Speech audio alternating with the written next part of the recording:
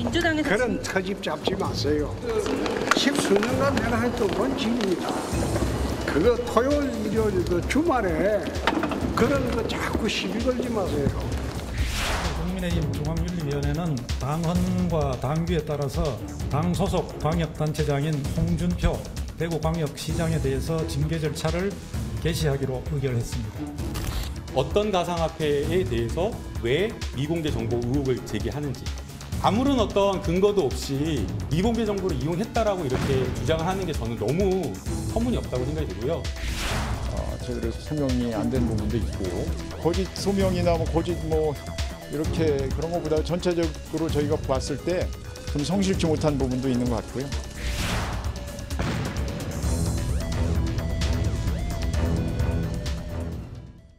어제 저희가 잠시 짚어본 대로 국회에서는 두 건의 윤리위가 열렸었습니다. 홍준표 대구시장 그리고 김남국 의원과 관련된 건데 그 결과 한번 정리해 보겠습니다. 자, 먼저 민지숙 기자. 네. 김남국 의원에게는 최고 수준의 징계가 권고가 됐어요? 맞습니다. 이 자문위는요, 7차례 회의 끝에 어제 저녁 늦은 시각 김남국 무소속 의원에 대한 징계 결정을 발표했습니다.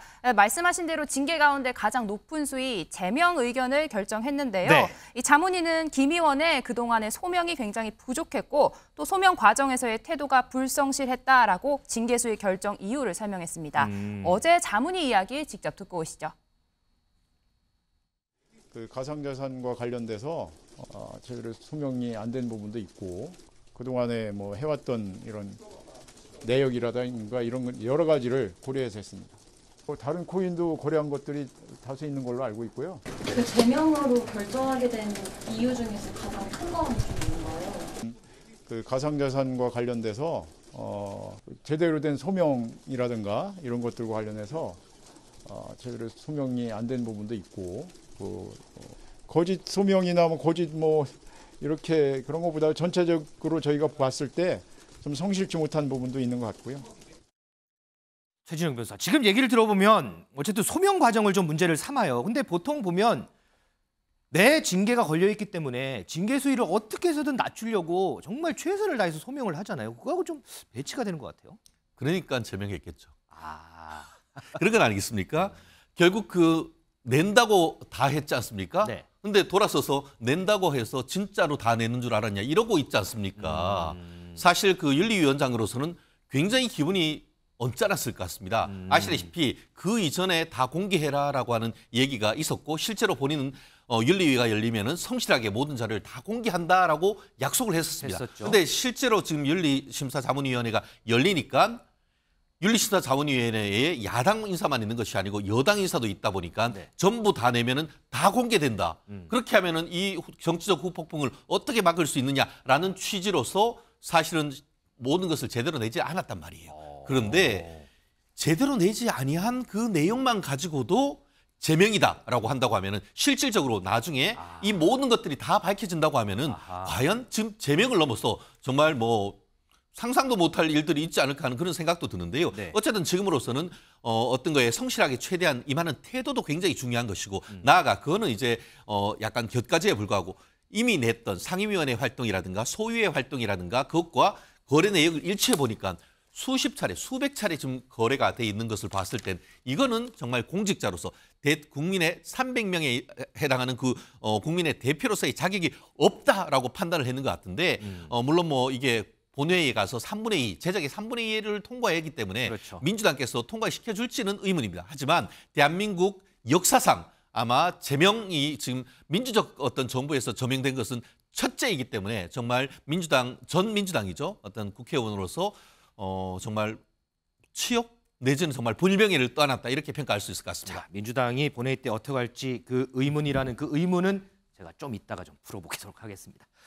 오현정 부위원장, 자 자문위 결정에 나오고요. 자문위 결정이 나오고 김남국 의원이 SNS를 통해서 입장을 밝혔어요. SNS를 봤더니 제명 권고에 유감을 표한다. 그리고 객관적이고 공정한 기준이 형평에 맞게 적용된 것인지 의문이다. 이렇게 올렸습니다. 자, 여기 해석을 좀 해주세요. 네, 일단 그 자문위에서 아마도 국회의원들의 이제 도덕적인 문제 그리고 의정 활동의 태도의 문제에 무거운 경고를 내린 징계라고 생각을 하고요. 김남국 의원 자체도 스스로 이 점에 대해서 국민들께 심려를 끼쳐드려서 죄송하다고 이미 사과를 밝힌 바 있고 사과를 하긴 했죠. 네. 앞으로 또 열릴 윤리위원회에 충분하게 더 소명하고 설명하겠다고 본인이 밝힌 바 있잖아요. 네. 그래서 자문위에서 소명한 부분이 좀 다소 부족한 부분이 있다고 생각을 하면 윤리위에서 충분하고 그리고 더 많은 자료를 제시하겠다고 했으니까 앞으로 윤리위의 진행과 절차를 좀 지켜보고 국민 눈높이에 맞는 납득할 수 있는 그런 결과가 나올 것으로 저는 기대하고 있습니다. 자, 그러면 어쨌든 김남국 의원의 입장은 지금 윤리심사자문위원회에서 권고를 내린 부분, 그러니까 제명 권고를 내린 부분에서는 본인은 지금은 유감이다. 자, 이런 부분들을 앞으로 어쨌든 전체 회의가 열리니까 거기 나가서 다시 한번 떳떳하게 소명하겠다 이런 뜻인가요, 그러면? 제가 판단하기로는 그렇게 보여집니다. 앞으로 더 윤리위에서 더 충분하고 소상하게 자료를 제출하겠다고 했으니까 그 절차를 한번 좀 더 지켜보시는 게 맞다고 생각합니다. 알겠습니다. 자, 승재현 의원, 이 국회 윤리특위 자문위원회라는 곳은 양당에서 추천을 받은 외부 인사가 여러 가지를 이제 판단을 해서 권고를 내리는 거예요. 그러면 국민의힘에서도 추천을 했고 민주당에서도 추천을 했고 그 인사들이 이제 모여서 회의를 한 거죠. 그런데 여기서 제명 권고가 나왔다는 얘기는 민주당에서 추천한 외부 인사조차도 이 부분은 이건 제명감이다 이렇게 찬성을 했다는 얘기가 되는 거죠, 이게. 사실 제가 기록을 못 봐서 정확하게는 모르겠지만 저는 최 변호사님 말씀대로 만약에 야당에서 추천했는 전문가의 입장에서도 야 이거 진짜 문제 있는 거 아니야? 라는 생각이 분명히 들 수가 있었을 것 같아요. 아까 변호인 입장에서 법적으로 정확하게 설명을 주셨는데 만약에 나와 있는 기록만으로 봐도 고개가 갸우뚱거려지는데 뒤에 만약에 또 다른 어떤 큰 후폭풍이 일어날 수 있는 다른 자료가 있다라고 쳐요. 그러면 제가 이 위원회의 위원이었으면 여기서 만약에 제명 권고 안 하고 다른 걸 굉장히 낮은 이렇게 경징계를 했다가 뒤에 큰 거 만약에 나오면 그 제명위원회에 있는 그 자문위원회에 있는 위원들의 개인적인 어떤 명예에도 심각한 손상이 나올 수밖에 없는 거잖아요. 그래서 제가 기록을 못 봤지만 적어도 참여한 자문위원들 입장에서도 좀 뭔가 부적절했지 않았느냐. 그래서 저는 이제 반란표라고 말하기는 그렇고 그렇게 할 수밖에 없었는 거죠. 반란이 아니라 이거는 보면 그럴 수밖에 없었는 게 아닌가라는 생각이 들 수 있는 것이고 그냥 법적으로 하나 말씀드리면 제가 김남국 의원이면 이거 지극한 개인적인 생각입니다. 네, 개인적인 의견으로 알고 듣겠습니다. 하나는 처벌의 가능성이 있어요. 이게 사실 우리가 흔히 말하는 가상자산에 대한 처벌 가능성이 있는데 가상자산법이 안 만들어져 있잖아요. 그러니까 지금 김남국 의원이 했던 행동은 우리가 봤을 때 처벌 가능성을 형사법적으로 열어보면 그렇게 많지 않습니다. 그러면 첫 번째 내가 형사처벌을 받아야 되나? 라는 생각이 분명히 들 거예요. 그러면 기록을 내서 형사처벌을 받는 게 더 중요할까? 아니면 기록을 내지 않고 국회에서 윤리위원회에서 어떻게 되든 제명은 안 나올 거니 거기서 내가 좀 뭔가 다르게 이야기하는 게 나을지에 대한 판단을 분명히 저는 했을 것 같아요. 그 했는 과정에서 지금 결과가 나와 있는 모습이기 때문에 앞으로 조금 더 들여다봐야 되지 않을까 그렇게 말씀드리겠습니다. 알겠습니다. 자, 이번 김남국 의원 제명 권고에 대해서요. 정치권에서는 여러 가지 목소리들이 나옵니다. 그 목소리 좀 듣겠습니다. 그러니까 이제 국민의힘은 그렇게 좀 자정 노력을 하는데 민주당이 어떤 당입니까? 지금 당장에 이재명 대표를 결사옹위하느라고 모든 구성원에 대해서 방탄을 해야 되는 그런 현실적인 문제가 있거든요. 이 문제도 말만 이렇게 제명이니 뭐니 하지 흐지부지 될 거라고 봅니다. 우리가 불체포 특권을 내려놓겠다라고 하는 이번에 의총 결의도 있었기 때문에 국민 눈높이에서 정말 이렇게 거듭나는 모습을 보여드리겠다는 다짐을 저도 하고요. 국민들께도 거듭 좀 말씀을 드립니다. 이제 여러 가지 이 품위 유지 위반의 사유로 의원직 제명이 될 경우엔 여러 가지 지금 다른 사안들도 많기 때문에 그러면 그것까지 다 이 소위 국민이 선출한 이 여러 가지 헌법기관의 임기를 단축시킬 수 있느냐 여러 가지 이런 부분들이 있습니다. 자, 오현정 부위원장. 조금 전에 최진영 변호사가 품었던 의문 지금 한번 이제 풀어볼게요. 어쨌든 먼저 윤리특위 전체 회의를 열어야 하지만 김남국 의원의 제명권을 처리하기 위해서는 본회의에서 의원들의 투표로 진행이 됩니다. 거기서는 재적 의원의 3분의 2가 찬성을 해야 제명이 되거든요. 그렇다면 200명 이상이에요. 자, 이런 상황에서 민주당의 의석을 많이 가지고 있습니다. 김남국 의원의 운명은 민주당이 쥐고 있다 이런 얘기 나오는데 동의하시죠?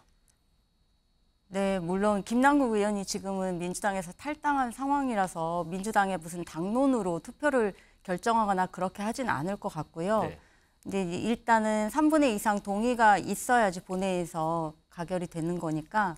근데 그 투표 결과는 누구도 예측할 수가 없는 게 이게 무기명 투표지 않습니까? 물론 그렇죠. 네, 그래서 아직까지 뭐 확실하게 그 부분을 예측할 수는 없지만 그래도 국민의 눈높이에 맞게 결과가 나오지 않을까 이렇게 생각합니다. 자, 국민의 눈높이라는 부분에 방점을 좀 찍어보도록 하겠습니다.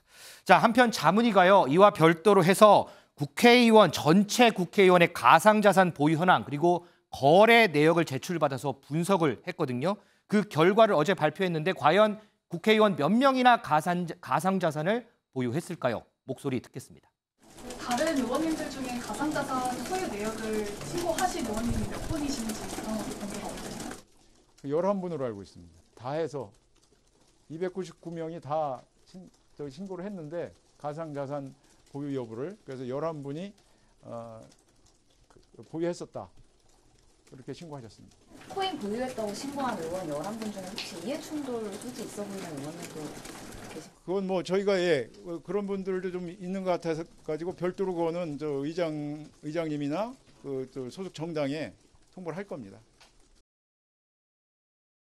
승재현 의원, 이거 짧게 좀 분석을 해주세요. 네. 가상자산 보유한 의원 11명인데 이해 충돌 소지가 있다. 그러면 각각 다 조사를 또 해야 되나요? 뭐 그 부분에 대해서는 국회 내에서의 자정작용이 필요하지 않을까요? 이건 조사의 문제가 아니라 지금 김남국 의원이 저렇게 크게 문제가 되는데 네. 신고를 했다면 동의를 받아서 거래 내용을 확인하고 거래 내역에 문제가 있으면 당연히 백지신탁은 아니더라도 그냥 다 팔아야 될 것 같아요. 그런데 문제는 진짜 11명밖에 없을까? 네. 그러니까 신고를 받았는 거잖아요. 그렇죠. 신고를 받았으니까 자발적인 어떤 의도하에서 신고한 사람만 11명이지 과연 그 나머지 사람이 과연 없었을까라는 것은 국회가 아마 신고 내용을 받은 한 개의 영역 속에 포함되는 게 아닌가 싶기도 하고 11명이 신고를 했다면 거기에 대해서는 제가 봤을 때 또 특별하게 문제가 없기 때문에 신고를 했을 수도 있어요. 그래서 이 부분은 그냥 신고가 11명이고 11명의 이해 충돌이 있다 이런 문제가 아니라 네. 제가 봤을 때는 정말로 국민의 대표이시잖아요. 국회의원들 헌법에서 제가 거듭 말씀드리지만 청년 모임과 있고 모르겠습니다. 가상자산을 바라보는 시각은 다를 수 있지만 분명히 투기적 요소가 있으니까요.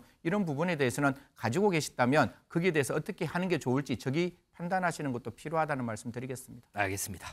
자, 그리고 또 하나 국민의힘 윤리위가요. 이른바 수해골프 논란을 빚은 홍준표 대구시장에 대해서 징계 절차에 들어가기로 결정을 했습니다. 민지숙 기자, 네. 자, 이 윤리 결정에 대해서 홍준표 시장 혹시 입장이 나왔을까요? 네, 어제 오후에요. 홍 시장 딱 4글자 사자성어를 SNS에 4글자요. 올렸습니다. 과하지욕, 이 가랑이 사이로 지나가는 치욕을 견딘다 이런 뜻의 사자성어를 올렸는데요. 이 큰 뜻을 지닌 사람은 쓸데없는 일로 남들과 옥신각신 다투지 않는다. 그러니까 자신에 대한 윤리의 징계 절차 결정을 이렇게 작은 치욕에 비유해서 견뎌내겠다 이런 뜻으로 올린 것 같습니다. 하지만요. 오늘 새벽 이 홍준표 시장 이 해당 게시글 스스로 삭제했습니다. 윤리 결정에 대한 반발로 해석될 수 있다 이런 주변의 우려를 받아들인 때문으로 보입니다. 최진영 변호사, 본인의 심경을 과화지욕 4글자로 표현을 했습니다. 여기에 어떤 의미가 담겼습니까? 그렇습니다. 지금은 치욕스럽다.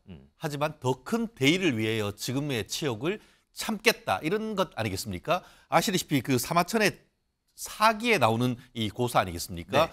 아시다시피 그 한나라 통일을 유방했는데 그 통일의 명장이 바로 한신인데 한신이 동네를 이렇게 평소 때 이렇게 칼을 차고 지나갔는데 동네 건달이 야, 너 칼 차고 다니는데 너 진짜 용기 있으면 나 한번 찔러봐. 만약에 그렇지 못하면 내 가랑이 사려 지나가라고 했는데 네. 만약에 거기에서 칼을 빼내가지고 의분을 못 참지 못하고 찔렀다고 하면 어떻게 됐습니까?